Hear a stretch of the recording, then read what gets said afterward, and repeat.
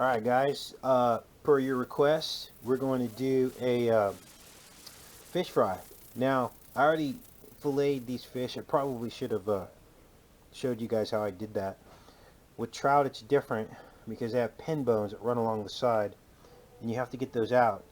Um, so filleting a trout for this purpose is a little bit more difficult than you might normally be accustomed to filleting a fish for doing a fish fry. I did it with the bigger fish, it's a little easier. These are going to make spectacular fish and chips.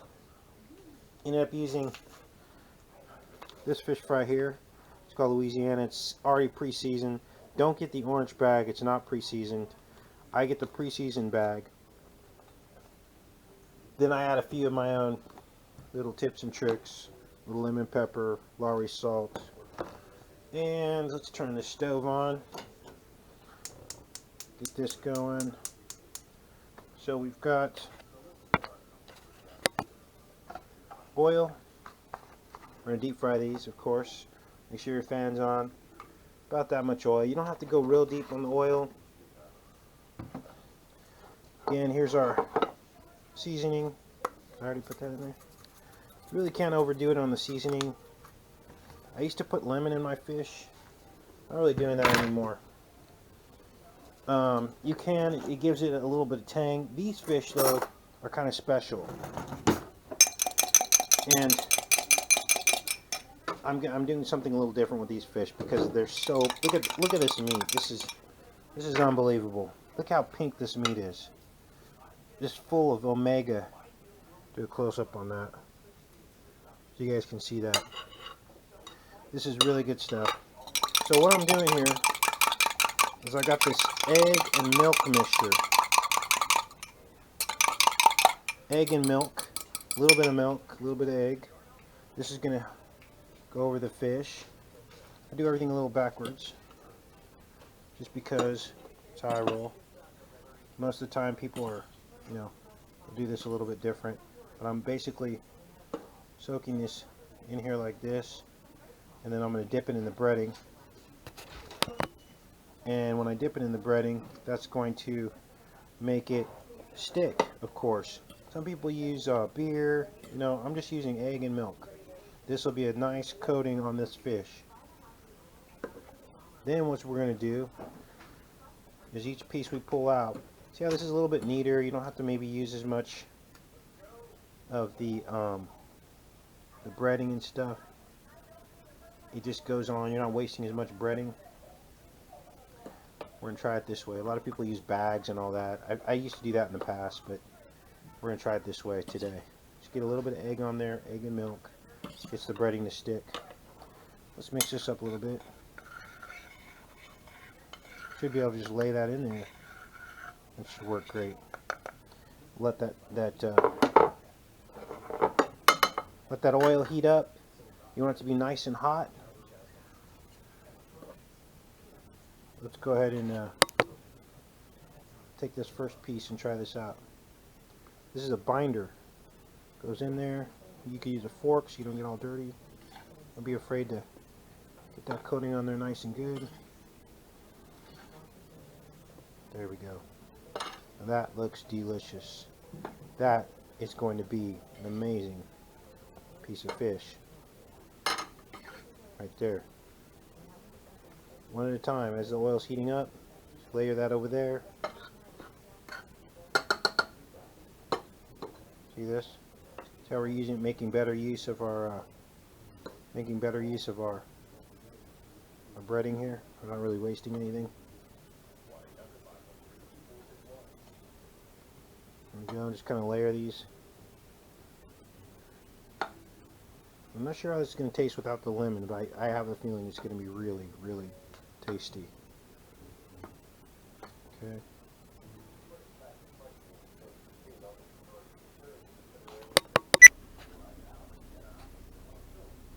Now, make sure we got some fish and chips. I'm just going to do simple fish and chips. We're going to do actual chips.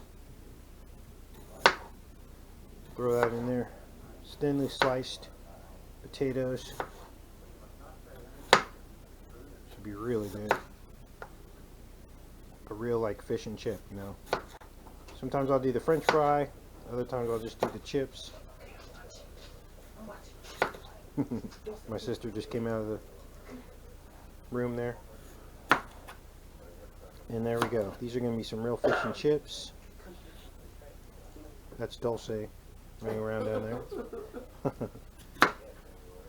And I don't think I've ever cut myself cutting potatoes, because it's all about keeping your fingers out of the way and always knowing where your blade is.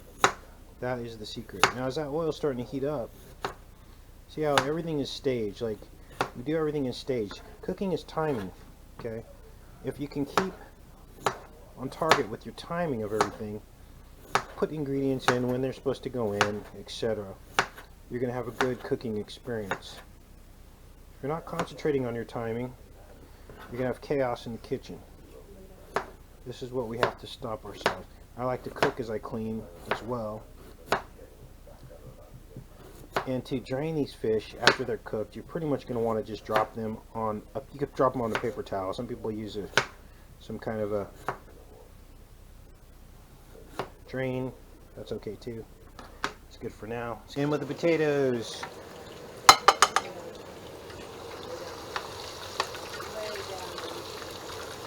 Alright, got these potatoes. You're going to make sure they're all separated. These to fry really well. We're going to go in with the potatoes and the fish, and I get these separated out here.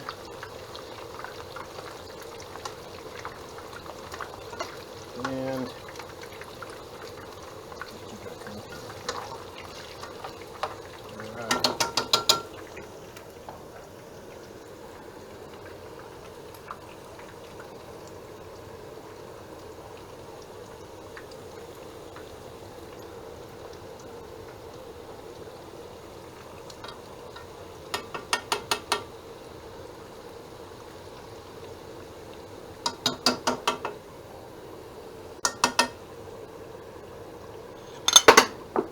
party foul. Yeah, I got it. Now, as you can see, look at the color on this. What you're looking for is the color. Flip these over gently. Want that breading to fall off. See how beautiful that is? Alright, this looks like it's about done. Potatoes. Want the potatoes crispy. I usually go by weight, so also if you get these, okay, so that piece is done. A lot of the water will cook out, and so that's when you know the piece of fish is done. It'll feel light. This one still needs some cooking. This one's actually done.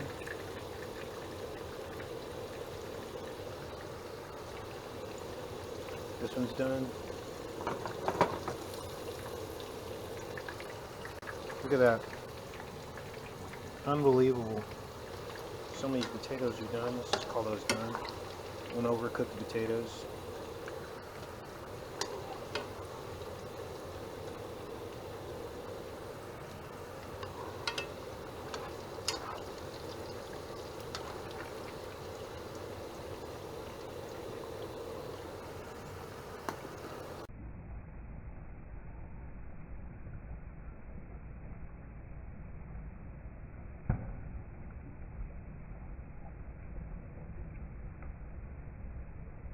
Party foul, party foul, party foul.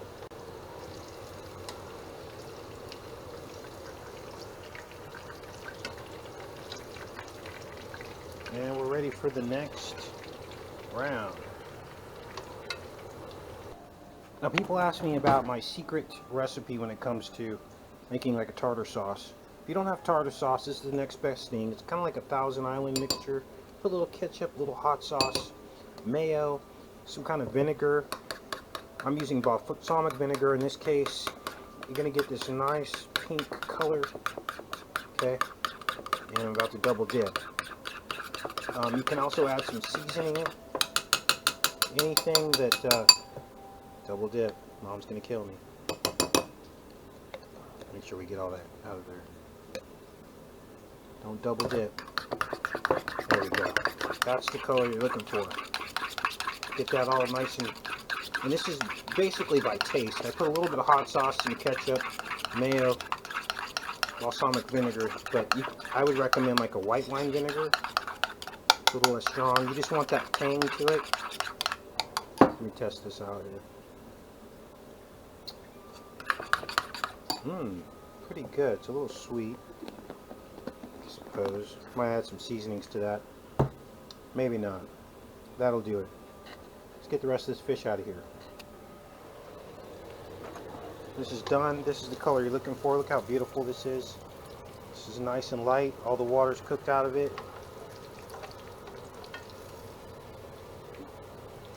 Don't want to overcook these. Perfectly cooked there.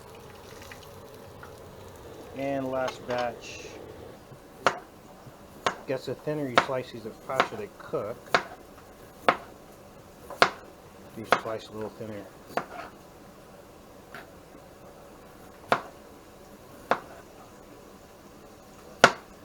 You want a more of a chip type of experience.